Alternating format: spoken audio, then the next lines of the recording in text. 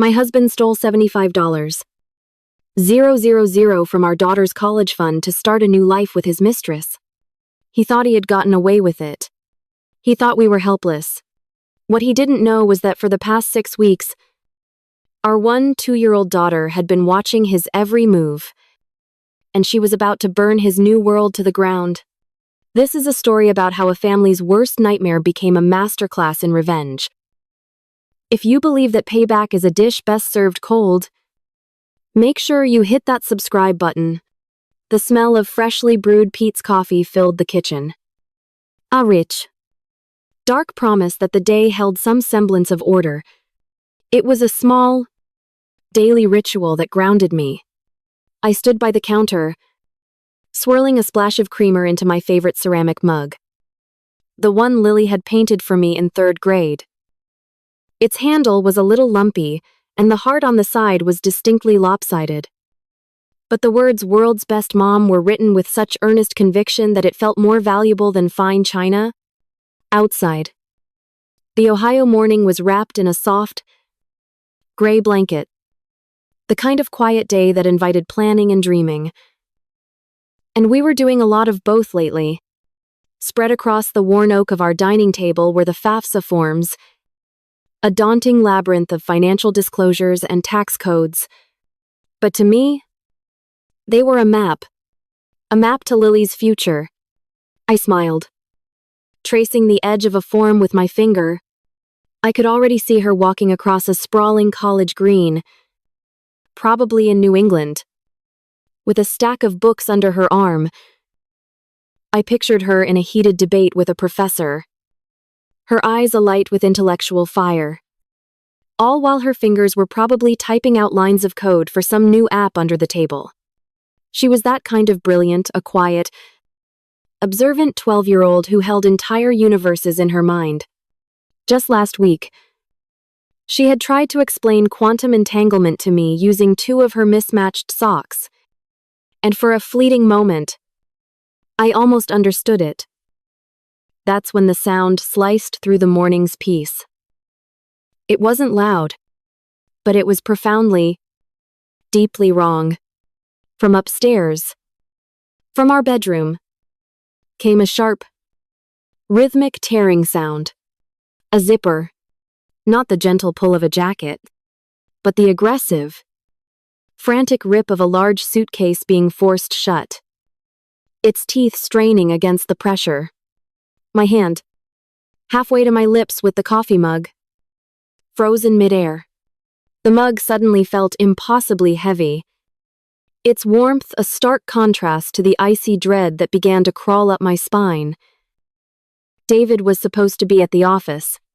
He had a major presentation with the Henderson account at 10. He'd been stressed about it all week, distant and irritable. But he'd kissed my forehead this morning before I got out of bed. A routine gesture that now felt like a lie. I placed the mug down on the table with a soft, definitive click that seemed to echo in the sudden, tense silence. My own breathing sounded loud in my ears as I moved through the living room. Past the gallery wall of family photos, us at the Grand Canyon, Lily on her first pony, David and I on our wedding day. Young and impossibly naive. I took the carpeted stairs 2 at a time. A frantic litany of possibilities running through my head. Did he forget his presentation notes? Was he feeling sick? "David," I called out, my voice tight as I reached the landing. I pushed our bedroom door open and the scene inside stopped my breath. The morning light, usually so soft and forgiving, streamed in through the window, illuminating utter chaos. Clothes were everywhere, ripped from the closet in a frenzy. The expensive silk shirt I'd bought him for our 20th anniversary was crumpled in a heap on the floor.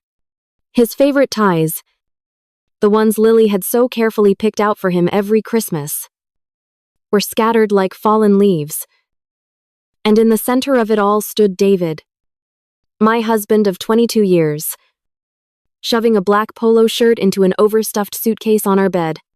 He was turned away from me, his shoulders hunched, his movements jerky and violent. David, what are you doing? He grunted. A frustrated, animal sound.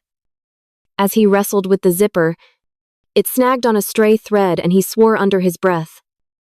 A word he never used in our home. You have that presentation with the Henderson account this morning? I said. My voice barely a whisper.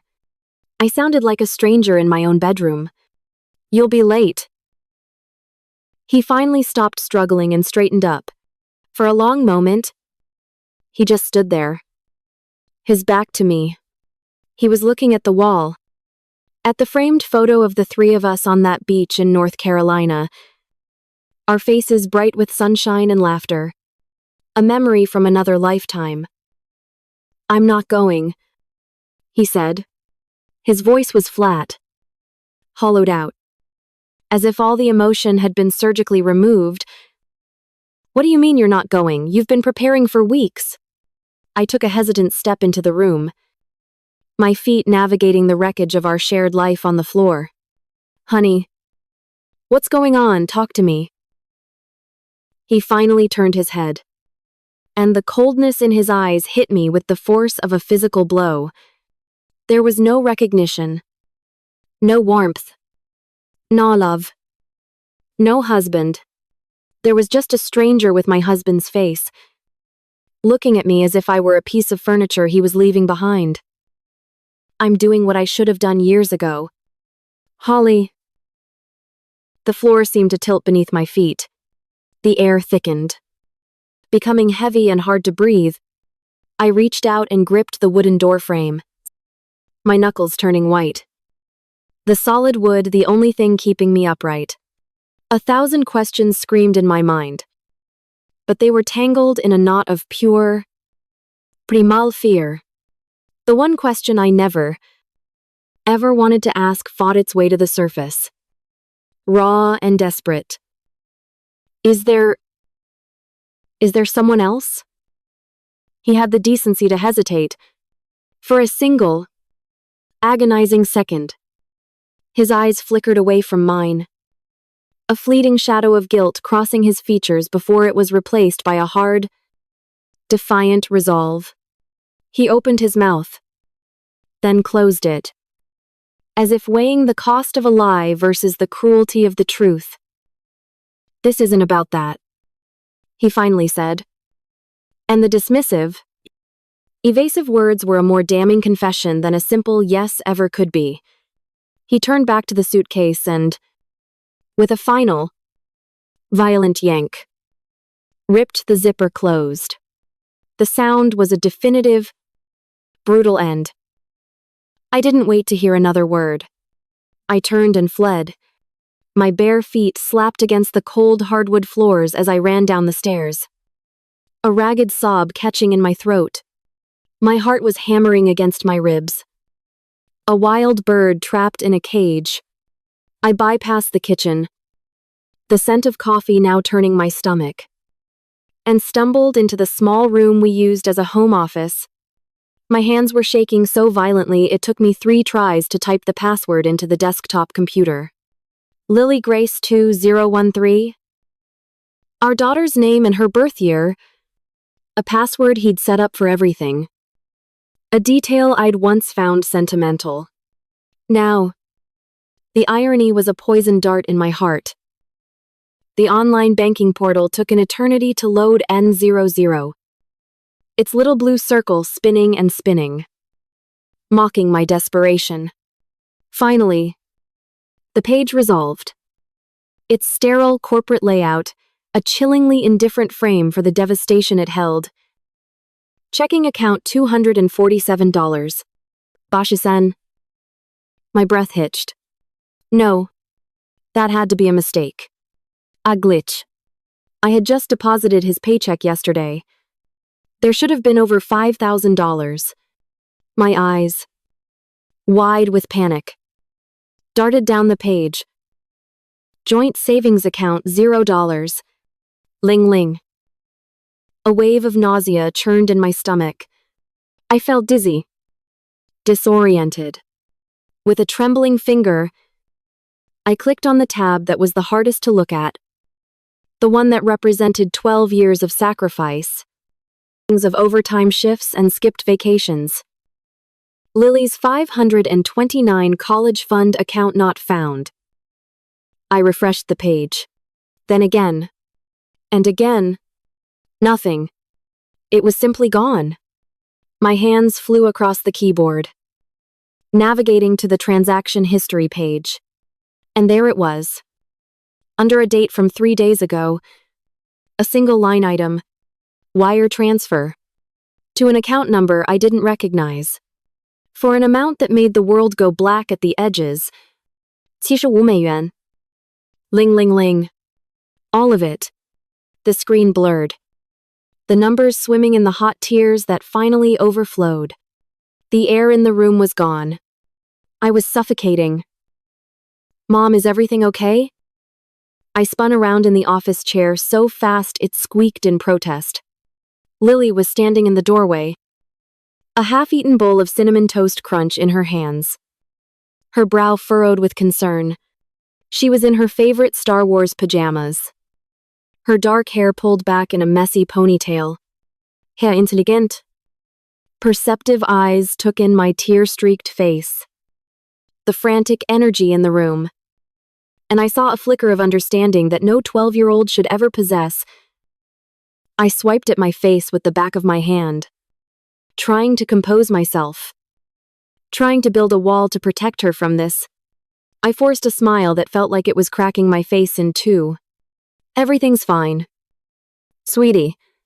Dad just... He had to leave for an unexpected work trip. The lie felt like swallowing shards of glass. She didn't question it. She just looked at me, her gaze steady and analytical, and took another deliberate bite of her cereal.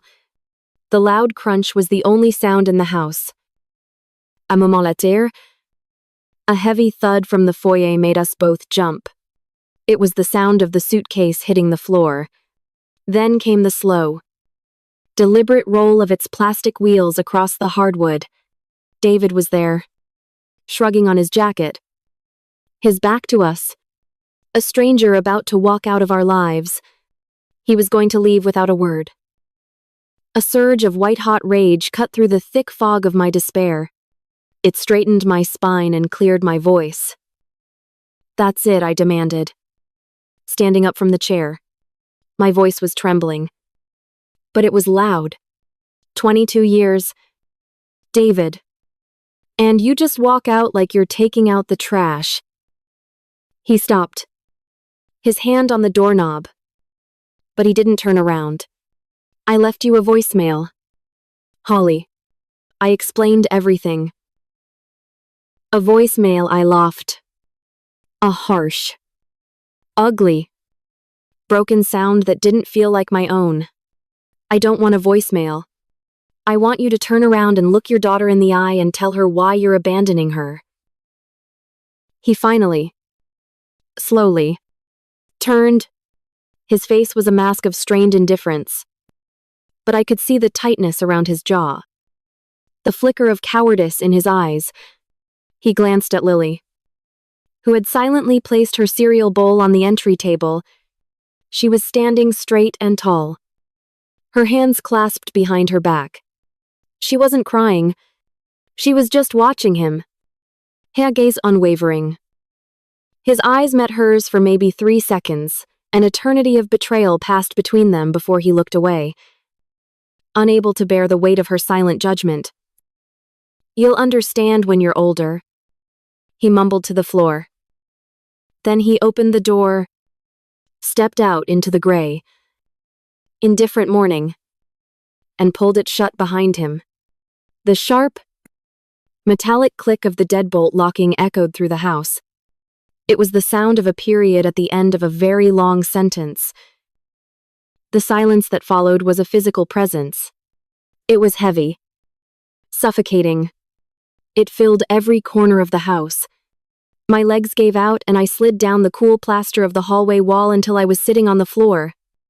The full, crushing weight of what had just happened landing on me. We were alone. We were broke. My gaze drifted aimlessly around the room. landing on Lily's cluttered desk. My eyes caught on something next to her laptop, a cheap, prepaid Android phone with a cracked screen protector, the kind you buy at a drugstore and pay for in cash. It was her coding project phone. She'd told me once. It seemed so insignificant, and yet, so strangely out of place. The dam of my composure finally broke. The tears came in a gut-wrenching, silent torrent. I buried my face in my hands, my shoulders, shaking with sobs that felt like they were being torn from the deepest part of my soul. I felt a small, steady hand on my shoulder. It wasn't the tentative pat of a child trying to offer comfort. It was a firm, grounding pressure. He took it all. Lily. I choked out, the words muffled by my hands. He took all our money. The college fund. Your future. It's all gone. Lily didn't say, "It'll be okay." She didn't offer the empty reassurances of a child. She just stood there for a moment, letting the weight of my words settle in the silent room. Then, her voice, as calm and even as a frozen lake, cut through my grief. Sharp and clear and utterly devoid of fear. "Don't worry, Mom. I already handled it." I stared at her, the words hanging in the air between us. Incompréhensible. I already handled it. The phrase didn't compute. It was like she had spoken in a language I'd never heard before. My mind, fractured and reeling from the whiplash of the last hour, I couldn't find a place for those words to land. I saw her mouth move. I heard the sounds, but the meaning scattered like dust. Handled what? The betrayal, the gaping hole in our finances. The fact that the man I had built my entire adult life with had just evaporated into the gray Ohio morning. "What are you talking about?" "Sweetie," I asked, my voice hoarse and weak. "What did you do?" She looked at me, her gaze steady and unnervingly mature. There was no childish bravado, no fantasy, just a quiet, solid certainty that seemed to emanate from her. She reached out and gently took my hand, her small fingers lacing through mine. Her hand was warm.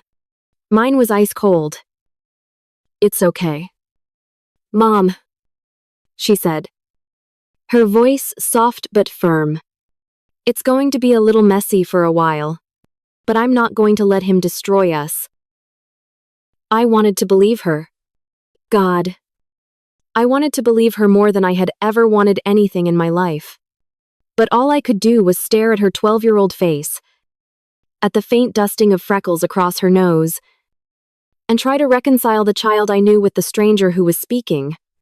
I let her lead me from the hallway to the living room sofa. She sat me down, then disappeared into the kitchen.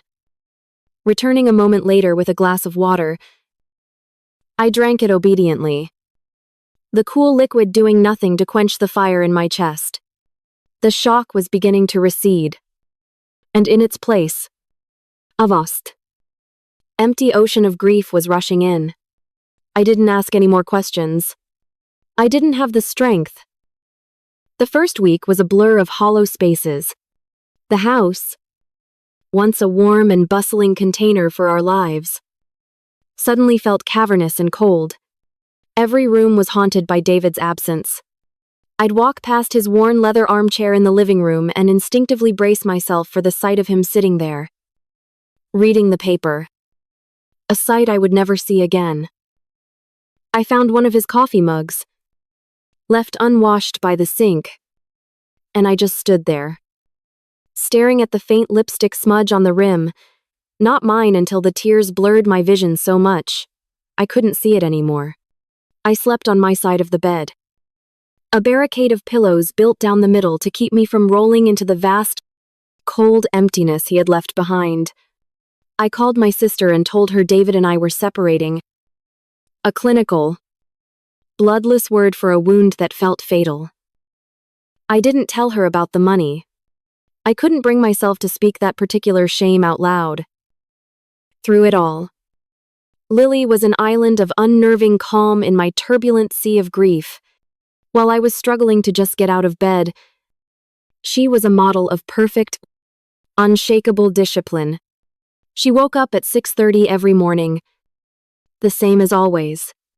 I'd hear the quiet sounds of her getting ready, the shower running, the soft clink of her cereal bowl in the kitchen. She made her own lunch, packed her own backpack, and never once forgot her homework. She would come to my bedroom door before she left for the school bus, her dark hair neatly brushed, and press a kiss to my cheek.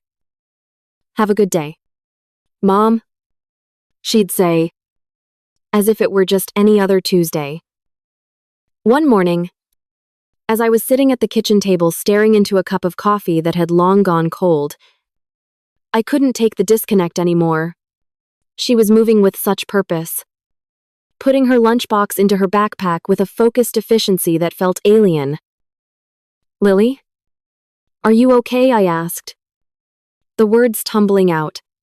"I mean, really okay. You can talk to me. You can be angry. Or sad. You don't have to pretend." She stopped what she was doing and looked at me. Really looked at me. For the first time all week. Her eyes, so much like his but so much wiser, held mine. "I'm not pretending, Mom," she said quietly. Then she zipped her backpack and slung it over her shoulder. As she walked past me toward the door, she paused and put her hand on my shoulder. "Are you okay?" The question, so simple and so direct, completely disarmed me. Before I could answer, she was gone, the front door closing softly behind her. That night, I was jolted from a shallow, restless sleep by a sound. It was late, well after midnight. At first, I thought it was the house settling, but then I heard it again. A persistent, rhythmic clicking. It was coming from Lily's room. I slipped out of bed, my feet cold on the hardwood floor, and crept down the hallway. Her door was cracked open just enough to let a sliver of blue light escape. I peeked through the opening. She was sitting at her desk, hunched over her laptop, her face illuminated by the screen's glow. But it was the sound that held me frozen in the doorway. It wasn't the hesitant stop and start typing of a kid finishing a school paper. It was a relentless, staccato rhythm, the sound of a professional, of someone whose fingers moved faster than thought. It was the sound of a mission.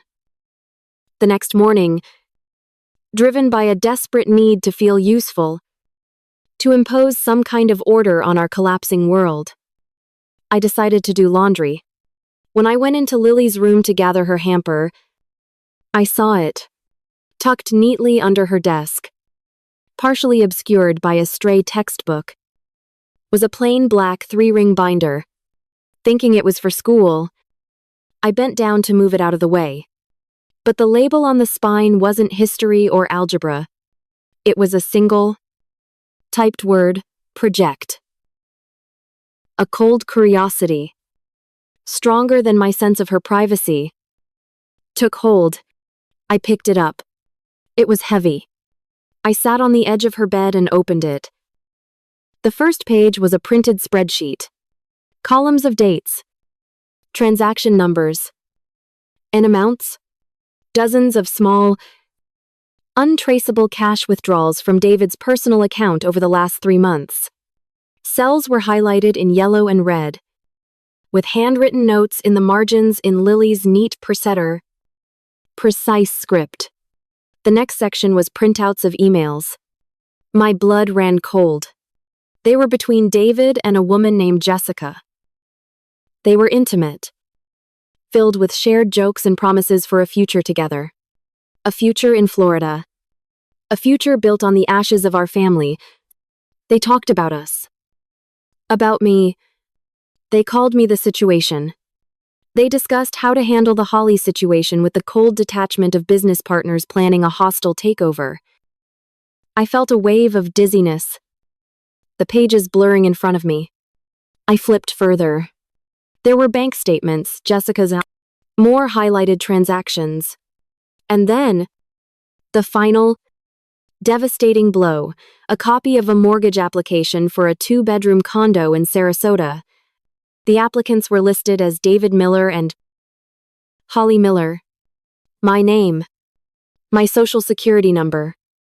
But the signature at the bottom was a clumsy forgery of my own. He wasn't just leaving me. He was stealing my identity. I wondered when you'd find that. I gasped, slamming the binder shut. Lily was standing in the doorway, her school backpack slung over one shoulder. She wasn't angry. She wasn't surprised. She just looked at me with a sad, knowing expression. Lily, I whispered, my voice breaking. How long?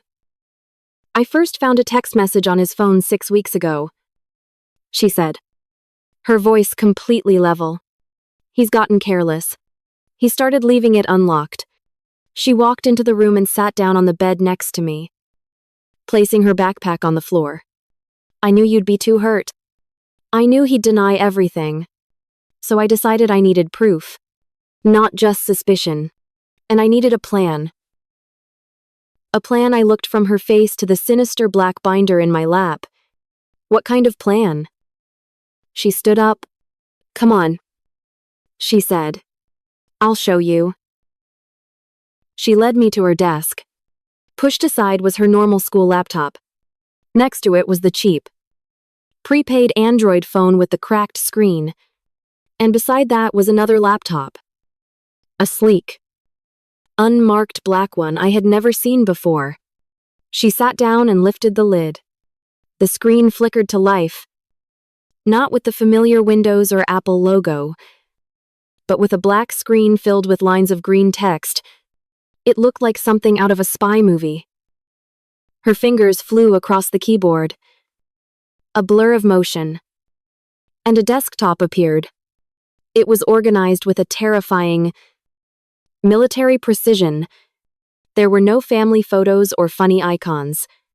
Just a series of folders neatly arranged on one side of the screen. The folder names made my heart stop. Financials, DM. Communications, DM divided by JW. Asset tracking.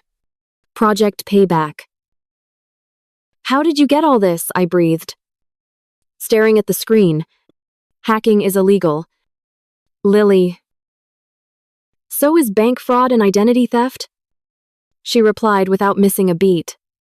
She clicked open a file. It was a simple text document. He's arrogant.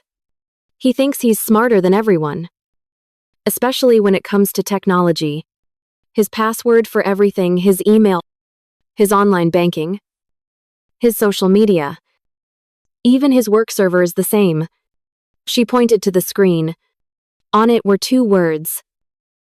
Lily Grace 2013. My name and my birth year. He had used the most precious thing in his life as the key to unlock his betrayal. The sentimental. Argent foule. From there, Lily continued, her voice taking on the quality of a teacher explaining a complex equation. It was easy. I set up forwarding rules on his email. I installed a keylogger on his home computer through the network.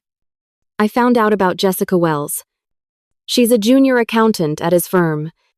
It turns out, she's been embezzling from client accounts for the last year, and Dad's been helping her cover it up. That's where the cash for their escape plan came from. She opened another folder, this one filled with scanned documents and spreadsheets that looked sickeningly official. But they wanted more. They wanted a clean start. So they planned to take my college fund and get a $200,000 mortgage in Florida by using your stolen identity. They were going to leave you with nothing but a mountain of debt. They would have ruined your credit. Your life. For the next 20 years. I felt the room start to spin. I had to grip the back of her chair to steady myself. This was so much bigger. So much darker. Than a simple affair. This was a calculated, criminal conspiracy. This was evil. I stopped the mortgage application. Lily said calmly, as if discussing a move in a chess game. A carefully worded anonymous email to the bank's fraud department with just enough proof was all it took. As I stood there, swaying, trying to process the sheer scale of the deception and the terrifying brilliance of my own child, the shrill ring of my cell phone cut through the silence. It was on my nightstand. I numbly walked over and picked it up. The screen lit up with a name I never wanted to see again. David. I looked at Lily, my eyes wide with panic. She just looked back at me. Then at the ringing phone in my hand. And for the first time, I saw a flicker of something else in her eyes. Something beyond calm determination. A tiny, almost imperceptible smile touched the corner of her lips. It wasn't a smile of happiness. It was the smile of a grandmaster who had just moved her queen into position. Ready for the final, devastating checkmate. The phone continued its electronic shriek. A shrill, insistent alarm in the quiet of Lily's bedroom. Each ring was a hammer blow against my already fractured composure. My heart lurched with every pulse of sound. My first instinct, a primal and useless urge, was to throw the phone against the wall, to shatter the device that was carrying that man's voice, that man's presence, back into our lives. I looked at the screen, at the name David glowing with a terrible brightness, and my hand trembled. Answer it. Lily's voice was quiet, but it cut through my panic like a scalpel. I looked at her. She was watching me, her expression unreadable, her dark eyes reflecting the frantic flashing of my phone's screen. She was the general observing her battlefield just before the first volley. This wasn't a surprise to her. This was part of the plan. This was the call she had been waiting for. Put it on speaker, she added, her gaze flicking from me to the phone. My thumb felt clumsy, disconnected from my brain. I fumbled with the screen, my finger sliding twice before I managed to accept the call and tap the small speaker icon. A crackle of static filled the room. And then his voice, a torrent of raw, undiluted bonnets, erupted from the small device. Holly, what the hell is going on? What did you do? It wasn't the voice of the cold, indifferent man who had walked out of our lives a week ago. This was the voice of a cornered animal. It was high-pitched, strained, cracking with an anger that was clearly fueled by pure terror. My accounts are frozen, all of them, he screamed, his voice distorting through the speaker. The bank just called. They're talking about a fraud alert. They said the mortgage application for the condo was flagged and denied. Denied. Holly, what did you tell them? I opened my mouth, but no words came out. What could I say? My mind was a blank wall of white noise. Beside me, Lily swiveled in her desk chair. Her movements were calm, economical. Her fingers danced across the keyboard for a moment. And then she turned the laptop screen toward me. On the screen was a copy of a sent email. The recipient was a generic address fraud. Prevention at Major Bank. Com. The subject line read, Urgent Potential Internal Fraud Alert Regarding Account Holder David Miller. The body of the email was short, professional, and utterly devastating. It detailed, with cold, factual precision, the unusual transfer of the $75. Ling ling ling. The suspicious timing. and the potential for a forged signature on a recent large loan application, suggesting the bank cross-reference the signature with my driver's license on file. It was signed, simply, a concerned party. My eyes widened as I read it. The cold, calculated brilliance of it took my breath away. She hadn't accused. She had simply pointed a very bright, very official spotlight in the right direction and let them do the rest. It wasn't me, David, I managed to say, the words feeling thin and inadequate. Don't lie to me, he roared. This has you written all over it, and that's not all. That's not even the worst of it. There was a pause, and I could hear his ragged breathing on the other end of the line. Jessica just got fired, he said, his voice dropping to a choked whisper. Fired? They called her into a partners meeting an hour ago. They escorted her out of the building. They're saying she's been embezzling from client funds. They're talking about pressing charges. And now they're investigating me. They're pulling all my files. My career is over. Holly, over. Again. Lily's fingers moved. She closed the email and opened a folder on her desktop labeled Project Payback, Phase 2. She clicked on a single PDF file. On the screen appeared a meticulously compiled 20-page dossier. It had flowcharts, mapping the flow of money from client accounts into Jessica's personal accounts. It had copies of altered invoices. It had a detailed timeline of David's server logins, showing how he had helped her cover her tracks after hours. The final page was a copy of a postal receipt. The package had been sent 5 days ago, addressed to the senior managing partner of David's firm. My God.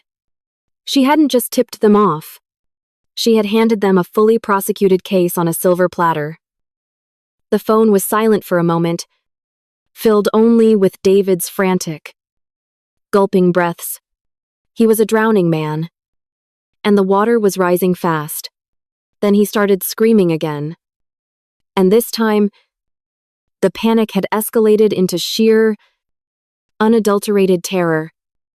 Someone is in my email, he shrieked, his voice cracking into a near sob. Right now. Holly, I'm getting notifications. Someone is logged into my account and they're... Oh God. They're doing something. I looked at Lily. She was typing again. That same relentless, staccato rhythm I had heard in the middle of the night. Her face was a mask of intense concentration. A new window was open on her screen. A live view of David's email account. I watched, horrified and mesmerized, as she methodically selected a dozen email chains with subject lines like Florida Plan and the Situation and Final Steps. What are you doing? I whispered. I'm forwarding the highlights of his escape plan to his entire contact list, she said, her eyes never leaving the screen. Colleagues, clients, his golf buddies, family. Her cursor hovered over a name. Aunt Carol, she said, almost to herself. No, I gasped. The thought of my sweet, church-going aunt reading those filthy emails making me feel sick. But it was too late. Lily clicked send. Holly, you have to make it stop, David was pleading now. The anger completely gone, replaced by a desperate, pathetic whine. This is a misunderstanding. I swear I was borrowing the money. It was for an investment, a sure thing I was going to pay you back. Double, I swear. The lie was so feeble, so transparently pathetic, that it snapped something inside me. The fear, the grief, the shock, it all burned away in a sudden, clarifying flash of pure, cold rage. My voice, when I spoke, was steady. It was a voice I hadn't heard myself use in 22 years. Invest in what? David, I asked, the words dropping like stones into the silence. A 2-bedroom condo in Sarasota with Jessica. The other end of the line went completely dead. Not disconnected. Just a dead, static-filled void. I had never heard a silence so loud. He knew. He knew that I knew everything. The silence was Lily's cue. Her eyes flicked to another open window on her screen. It was David's Facebook profile. A status update box was open, filled with text. Her finger hovered over the mouse for a second. Then a single, deliberate click. Check his page. Mom, she said quietly. My hands were shaking again. But this time, it was with a strange, terrible adrenaline. I pulled up my own phone. My thumb tapping on the Facebook icon. I navigated to David's profile, and there it was. A new post. Made just seconds ago. It wasn't just text. It was a link to a public cloud folder. The post read, "For anyone who has ever wondered what a lying, cheating, embezzling thief looks like. Here is my confession." I clicked the link. It was all there. The emails, the fraudulent mortgage application, the spreadsheets detailing the stolen client funds, everything. A digital monument to his own destruction, posted on his own wall for the entire world to see. The sound that came through the phone was no longer human. It was a raw, guttural sob of a man whose world had just been utterly and completely annihilated in the space of a 10-minute phone call. "Please," he wept, his voice a shredded wreck. "Holly, please. Make it stop. I'll do anything. I'll give the money back. Please. You're destroying my life." I looked at Lily. At my daughter. This 12-year-old girl who had just executed a digital demolition with the precision of a seasoned Black Ops soldier. I opened my mouth to say something. Anything. But before I could, she reached over and gently took the phone from my trembling hand. Her own hand was rock steady. She lifted the phone to her mouth. Her expression as calm and neutral as a newsreader's. "She's not destroying your life," Lily said. Hair young. Clear voice cutting through his sobs like a shard of ice. "She didn't do any of this." There was a choked, confused sound from the other end. Who? Who is this? You didn't borrow my money. Dad, Lily said, her voice dropping a fraction. Becoming harder. Colder. You stole it. This isn't Mom. This is me. The silence that followed was a black hole. I could feel David's entire reality collapsing in on itself through the phone line. I heard a faint, choked gasp. Lilybug, he whispered, using the pet name he hadn't called her in years. It was a pathetic, desperate grasp at a past he had just incinerated. You stole $75,000 from my education fund on August 28th, Lily stated, her tone flat, reciting facts from a report. You committed bank fraud using my mother's name on a $200,000 mortgage application. You helped your girlfriend, Jessica Wells, embezzle over $50,000 from your company's clients. I've seen all of it. I've recorded all of it. And now, so as everyone else? Please. He sobbed. The word barely audible. Please. Baby. Stop. I'm begging you. Stop. Lily was silent for a long moment. I watched her face, searching for a flicker of pity, of hesitation, of the little girl she was supposed to be. But there was nothing. Only a cold, hard, righteous finality. Actions have consequences, she said. And then, with a slow, deliberate press of her thumb, she ended the call. The final, deafening click echoed in the silent room. The sound of a door being slammed shut and locked forever. The final, definitive click of the call ending echoed in the profound silence of Lily's bedroom. The sound was a period, a tombstone. On 22 years of my life, the phone lay dark on her desk, a small black rectangle of vanquished chaos. The adrenaline that had been a raging inferno in my veins just moments before was gone, and in its place was a vast, hollow quiet. The world, which had been spinning violently, seemed to grind to a halt. All I could hear was the frantic pounding of my own heart and Lily's calm, even breathing beside me. She didn't look triumphant. She didn't look proud. She simply looked finished, as if she had just completed a long and difficult math problem.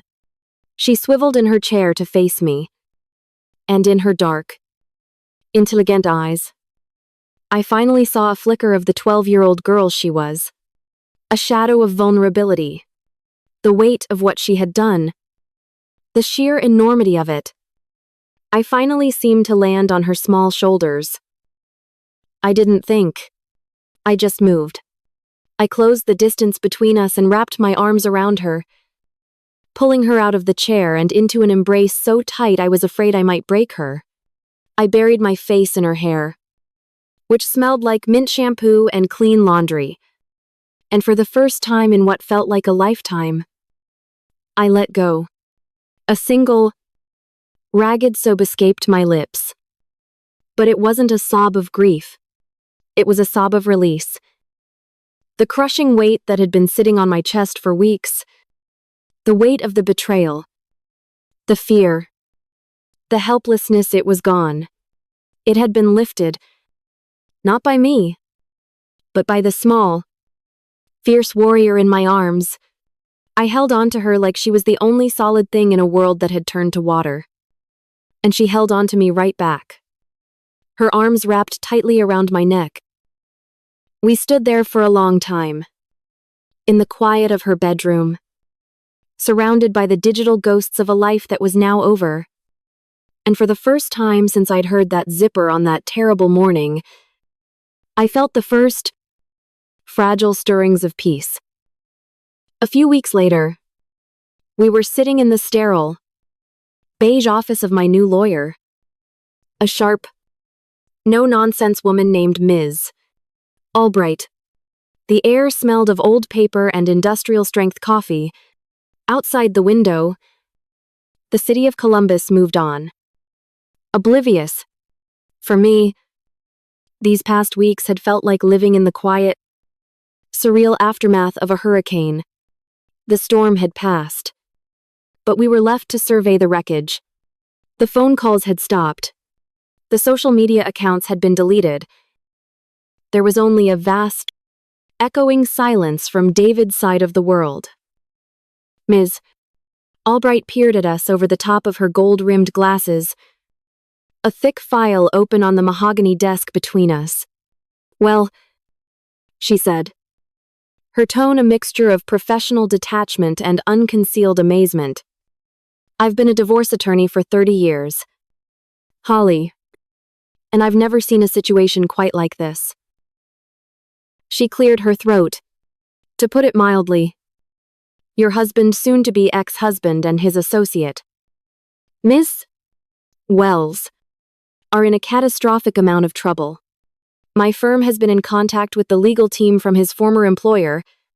They are suing both of them for damages related to the embezzlement, which, according to their forensic accountants, is significantly more extensive than we initially thought."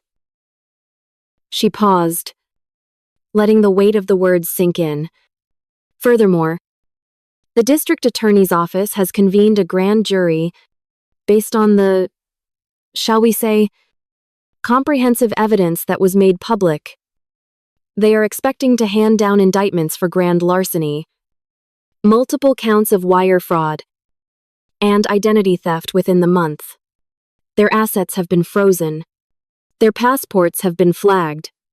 They have, for all intents and purposes, Lost everything. She looked down at the file. I also received word that Ms.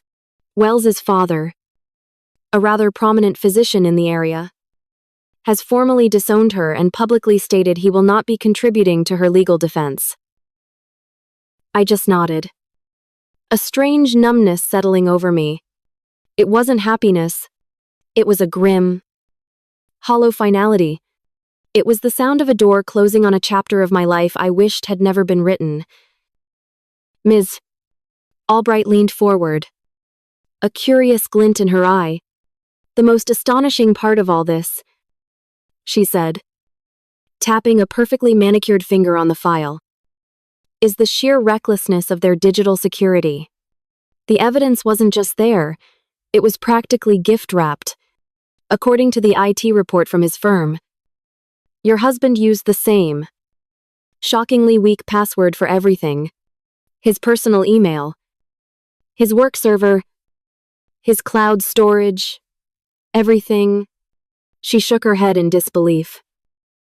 It's the digital equivalent of leaving the front door of your house wide open with a signed confession sitting on the kitchen table. I felt Lily shift in the chair beside me. I glanced at her. Our eyes met for a fraction of a second. A silent, shared secret passed between us. In that moment, I saw a tiny, knowing smile touch the corner of her lips before vanishing as quickly as it appeared. I looked back at Ms.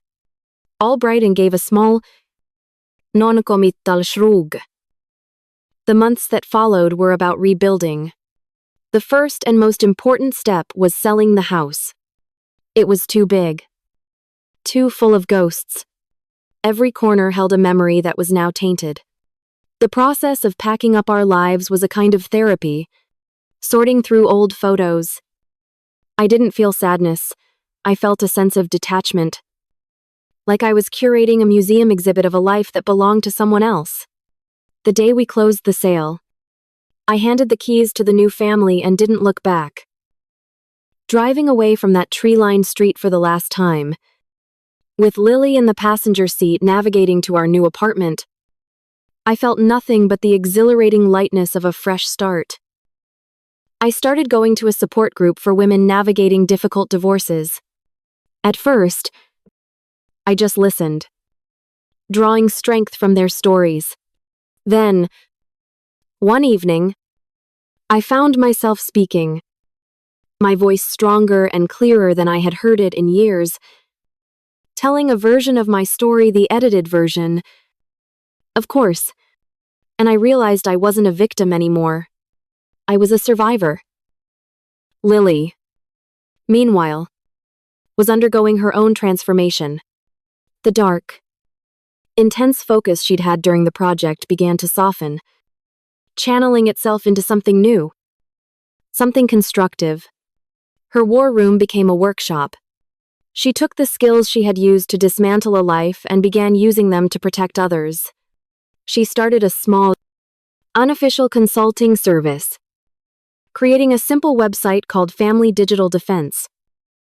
She helped neighbors set up secure networks and taught the elderly parents of my friends how to spot phishing scams. She charged a symbolic fee, $75 an hour. One afternoon, I came home from the grocery store and found her on a video call in our new liveried, sun-drenched living room. She was speaking with an older couple, the Wilsons, who lived a few towns over. Her voice was patient, kind, and clear as she walked them through setting up two-factor authentication on their bank account. No, Mr. Wilson. That's perfect. She was saying, now, see that code on your phone? You'll enter that right there. That way, even if someone steals your password, they can't get in without your phone. It's like having two different keys for the same lock. The couple on the screen was beaming, their faces full of gratitude. They were the family she had saved $30,000 for a few weeks prior, after she'd discovered their nephew had been using a keylogger to steal their social security and banking information. Mrs. Wilson's voice crackled through the speakers. We can't thank you enough. Dear, you're a little guardian angel. Lily just smiled. A genuine, warm smile that reached her eyes. Just happy I could help, she said. Now, let me show you the free guide I put up on the website. I stood in the doorway, my arms full of groceries, and just watched her. I watched this incredible child, my daughter, who had taken the ugliest, most painful experience of her life and forged it into a shield to protect others. She wasn't a vigilante. She was a protector. In that moment, a profound realization washed over me. As clear and bright as the afternoon sun pouring through the window, David thought he was stealing her future. He thought he was taking away her education, her opportunities, her chance at a better life. But he had been so wrong. Instead, he just revealed it. He had provided the crucible that burned away the last of her childhood and forged the woman she was always meant to become. She wasn't destined to just go to college, she was destined to change lives. Later that evening, the scent of pizza filled our small, sulzy apartment. We were sitting on the floor of the living room, surrounded by takeout boxes and open laptops. The TV was off. Instead, we were sketching out ideas on a shared document. Lily was designing a simple, intuitive interface for a new nonprofit she wanted to launch one day, an organization that would provide free cybersecurity services to victims of domestic and financial abuse. The logo needs to be simple, she said, chewing on the end of a pen. Something that feels safe. Like a shield. But friendlier. Not so aggressive. I pointed at one of her sketches. What about that one? The interlocking hands look like they're forming a shield. It feels like community. People helping people. Her face lit up. Yeah. I like that. She started refining the drawing on her tablet. Her brow furrowed in concentration. I watched her. This brilliant, resilient, extraordinary human being that I got to call my daughter. And a real, genuine smile spread across my face. À moment later, she looked up, caught me watching her, and smiled back. And then, we both started to laugh. It wasn't a loud laugh, but it was warm and real, a sound of shared joy and hard-won peace. In the quiet of our new home, a home we had built ourselves from the ashes of the old one, it was the most beautiful sound in the world. We had our future back. Not the one that had been stolen, but a new one. One we were writing ourselves, on our own terms.